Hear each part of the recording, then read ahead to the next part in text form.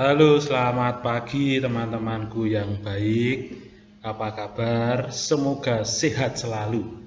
Ya, eh, perkenalan dulu ya. Mungkin ini yang kalian kelas 10 baru ini pelajaran apa ini simulasi dan komunikasi digital. Nah, ini adalah suatu mapel kalau di SMP namanya adalah TIK atau bahasanya adalah komputer gitu ya. Nah, nama saya Julius Kinta Kanisia. Teman-teman bisa memanggil saya Pak Kinta. Kodenya adalah Ki. Nah, biasanya itu kalau pada waktu pelajaran Simkomdik itu kalian datang ke lab komputer di lab 1. Jadi tidak di kelas. Jadi nanti teman-teman langsung pada waktu pelajaran saya langsung ke lab komputer. Oke, itu saja perkenalan yang sangat singkat. Nanti kita perkenalan di semester 2. Oke, gengs. Ya. Kita lanjut ke materi yang pertama. Itu tentang logika dan algoritma. Nah, untuk logika dan algoritma ini gampang sekali teman-teman. Teman-teman tidak perlu mikir yang susah-susah, tidak perlu. Kita pakai yang simpel-simpel aja. Nah, begini guys. Oke, konsep ide tentang pelajaran Simkomdik. Nah, tentunya kalau kita hidup itu pasti punya yang namanya adalah masalah gitu ya. Masalah ini nggak cuma satu, bisa 2, bisa 3, bisa 4, tergantung. Kalau hidupmu bahagia, ya semua masalah akan selesai. Nah, masalah ini tentunya kita harus ini ya, diselesaikan. Cara menyelesaikannya apa? Nah, kita manusia itu punya yang namanya otak ya kan? Kita punya otak sih, dandan sih ya. Nah, otak pasti punya. Nah, kita punya anugerah mempunyai otak itu untuk memikirkan ide atau gagasan supaya masalah yang kita punya itu teratasi dengan baik. Nah, sehingga memunculkan solusi. Loh, Pak, masalahnya apa gitu? Solusi sama Simkomdik. Nah, begini. Kan kita hidup di era sekarang ya, serba digital semua. Nah, kita sekolah saja pakai Google Classroom, gitu, pakai Classroom. Nah, ini adalah salah satu solusi supaya teman-teman bisa belajar dari rumah. Nah, belajar dari rumah. Jadi tetap ada pembelajaran di situ. Oke, itu contoh yang sederhana. Lanjut. Nah, kalau bahasanya teori adalah cara membuat komunikasi antar pengguna dengan pekerjaan keseharian menjadi lebih mudah menggunakan perangkat digital dalam bentuk simulasi. Oke. Sekarang semuanya pakai HP ya kan, pakai HP, semua pakai aplikasi ya kan. Teman-teman mau pesan makanan itu tinggal pesan aja pakai aplikasi yang ada di sini. Teman-teman mau cari tutorial misalkan memasak mie instan, mungkin bagi yang belum pernah ya, tinggal lihat di YouTube dan seterusnya. Jadi semuanya serba digital sekarang. Oke. Nah, kembali ke topiknya. Apa itu algoritma? Ini secara teoritis adalah cara memecahkan dan menguraikan setiap permasalahan dalam hitungan menggunakan alur pikiran yang sistematis dan logis. Nah, jadi kalau kita punya masalah itu juga harus diselesaikan. Cara menyelesaikannya bagaimana? Diuraikan dulu permasalahannya seperti apa. Nah, setelah itu diuraikan, terus dibuat sistematisnya, cara kerjanya bagaimana. Dan tentunya cara kerja tersebut harus logis. Jadi dapat kita kerjakan secara logis. Oke, ada 3 macam penulisan algoritma. Yang pertama menggunakan natural language. Jadi natural language gitu ya. Nah, atau bahasa yang sederhana. Oke, 3 bagian penting yaitu header. Ini merupakan bagian awal algoritma. Isinya judul algoritma. Jadi berisi judulnya. Terus deklarasi. Ini bagian yang mendefinisikan setiap variabel dan konstanta yang akan digunakan dalam badan program. Nanti diterima dulu ya ini ya, apa namanya, artinya. Lalu badan algoritma. Ini setiap proses computing, penyeleksian, dan perulangan yang akan dilakukan. Oke, Pak, kok mumet? Oh, enggak apa-apa. Ini adalah awal dari kamu punya pengetahuan yang baru. Pasti mumet, enggak apa-apa. Nah, contohnya kayak gini guys. Contohnya gampang loh. Algoritma menyalakan motor. Siapa yang nggak bisa naik motor? Pasti semua orang bisa naik motor, kan? Dimulai ini ya, jadi per langkah, sistematis dan logis. Langkah yang pertama mulai, lalu yang kedua masukkan kunci motor. Nah, mungkin beda yang punya keyless itu beda ya. Lalu putar kunci motor hingga kontak aktif. 4. Tekan tombol starter untuk menyalakan motor. Jika motor tidak menyala, gunakan cara manual. Iki nek sing ora nganggo sing starter kuwi, nganggo akine habis diselah. Nah, diselah tuh bahasanya bahasa apa? Bahasa Indonesia itu loh pakai engkol itu loh. Nah, terus pastinya motor menyala. Itu kalau motornya baik-baik saja. Kalau motornya tidak menyala bagaimana? Nah, dibawa ke bengkel atau diulangi ke langkah yang kedua dan seterusnya hingga akhirnya selesai. Seperti itu. Itu untuk contoh yang menggunakan natural language. Oke, kita pakai langkah yang kedua. Nah, langkah yang kedua adalah menggunakan flowchart. Oke. Nah, di sini ada simbol-simbolnya, guys. Ada simbol-simbolnya. Nah, simbol yang pertama adalah seperti ini ya. Ini lonjong seperti ini namanya terminator. Ini untuk awal dan akhir program. Lalu ini garis panah. Ini adalah aliran programnya. Lalu ada seperti ini, ya kan? Ini untuk preparation. Ini untuk proses awal. Proses awal, persiapan. Lalu berikutnya ini proses. Jadi proses itu lambangnya kotak. Proses perhitungan atau proses pengolahan data. Terus berikutnya adalah seperti ini ya. Ini untuk input output data. Terus ini berikutnya predefined process atau subprogram. Lalu ini berikutnya ini untuk decision. Ini untuk menyatakan pilihan yes or no. Terus berikutnya ini bullet ini on page connector, ini jika dipakai untuk pindah halaman. Nah, ini halaman yang pertama.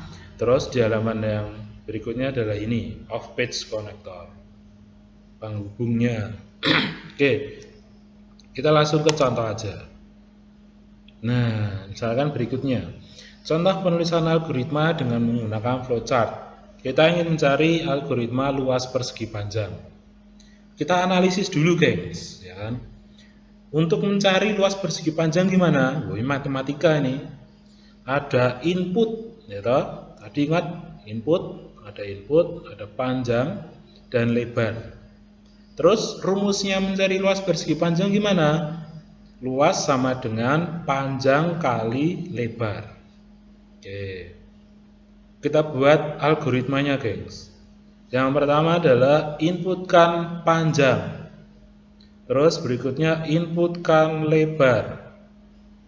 Berikutnya rumus untuk menghitung L, yaitu L sama dengan panjang kali lebar.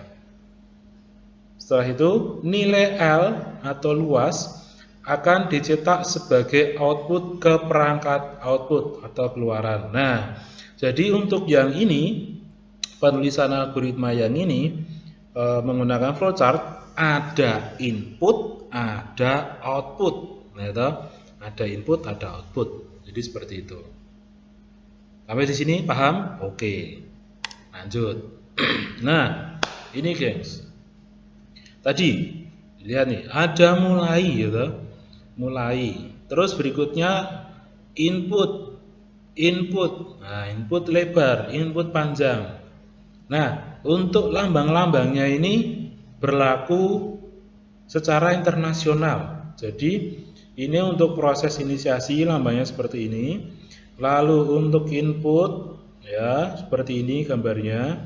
Lalu untuk proses perhitungan menggunakan seperti ini, ya kan? Proses perhitungan adalah luas sama dengan panjang kali lebar. Nih, pakainya kayak gini. Terus untuk outputnya ini menggunakan ini, tampilkan luas output, terus selesai. Seperti itu, gampang. Sampai di sini kita lanjutkan ya. Oke. Berikutnya menggunakan pseudocode. Wah, ini ya. Ngopo iki? Enggak apa-apa, terima saja. Diterima dulu. Langkah yang ketiga, pseudocode. Nah, ini berisikan langkah-langkah untuk menyelesaikan suatu permasalahan. Hampir sama dengan algoritma. Oke, tapi punya ciri khasnya untuk pseudocode. Ini menggunakan bahasa yang hampir menyerupai bahasa pemrograman. Nah, ini mungkin kalau kamu lihat film-film hacker gitu ya, mereka pada coding di depan laptop, komputer yang sangar itu, nah, mereka ini pakainya bahasa pemrograman. Jadi paling enggak kamu ngicip-ngicip sedikit untuk bahasa pemrograman. Oke. Nah, contoh penulisannya seperti ini, gampang toh? Kita buat dulu analisisnya, gitu. Algoritma, masukkan panjang, masukkan lebar. Terus luas persegi panjang adalah panjang dikalikan lebar. Keempat, tampilkan luas persegi panjang. Oke. Terus untuk pseudocode-nya, 1. Input panjang, 2. Input lebar, 3. Luas sama dengan panjang kali lebar. Oh, sebentar. Saatnya istirahat. It's time to have break. Nah, ini kalau teman-teman nanti pas di Mikael, nanti kalau istirahat bunyinya seperti ini. Oke, iklan sedikit. Nah, terus luas sama dengan panjang kali lebar. Lalu yang keempat, print luas persegi panjang. Jadi seperti itu, guys, ya kan? Urutannya. Lanjut. Nah, jika ada pertanyaan, teman-teman silakan nanti bertanya di Google Classroom, ya kan? Di situ silakan tulis di komennya. Oke. Terus, nah, berikutnya aktivitas kelas. Pertama-tama, silahkan nanti teman-teman membuat kelompok. Satu kelompok anggotanya 4 orang.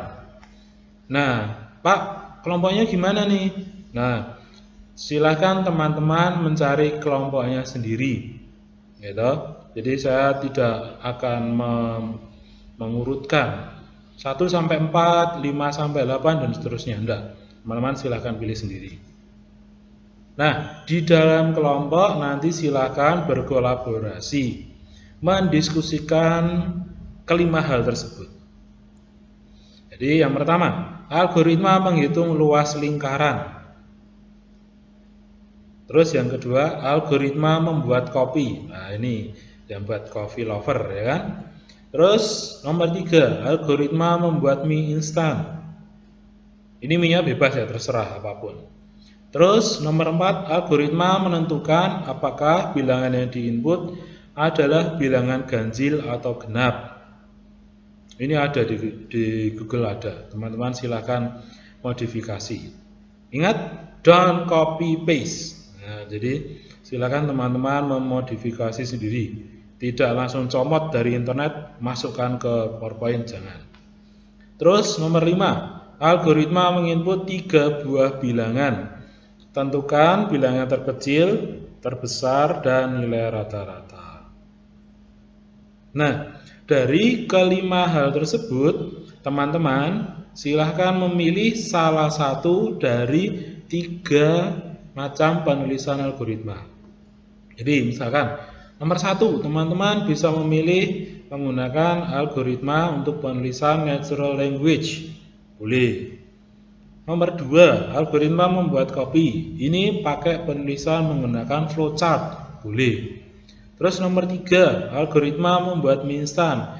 Ini dengan menggunakan pseudocode. Boleh. Pak, semuanya saya mau pakai pseudocode semua. Boleh.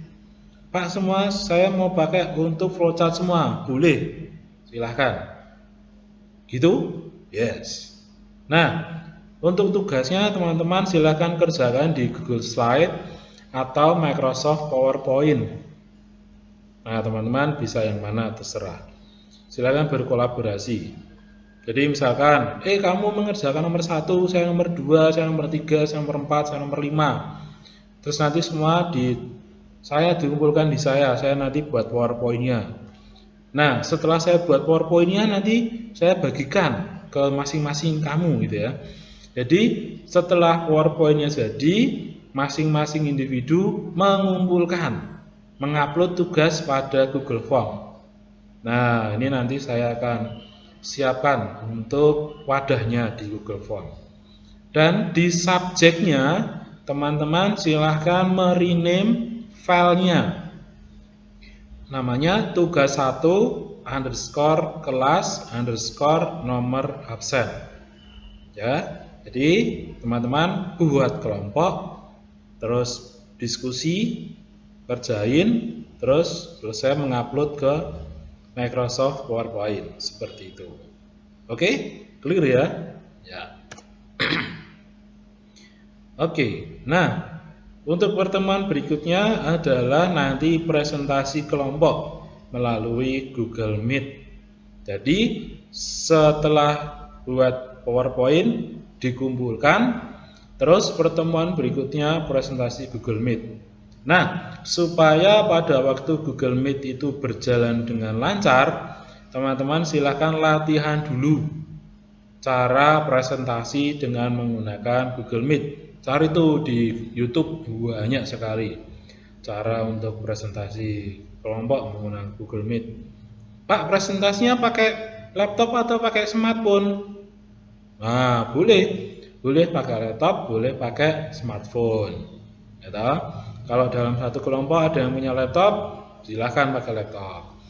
Kalau misalkan tidak ada semua, ya pakai smartphone aja, boleh. Oke, seperti itu. Saya rasa cukup ya penjelasan saya. Eman-eman kuotanya nanti kalau terlalu panjang. Yes, saya rasa cukup teman-teman. Terima kasih. Selamat berdinamika. Oh iya, tadi masih kurang ya. Untuk KKM, untuk mapel saya adalah 65. Jadi teman-teman harus dapat nilai tuntas 65. Yes, saya rasa cukup. Terima kasih. Selamat pagi, selamat siang, selamat malam. Tergantung kamu ini lihatnya pas kapan. Salam sehat selalu. Salam Mikael, berkah dalam.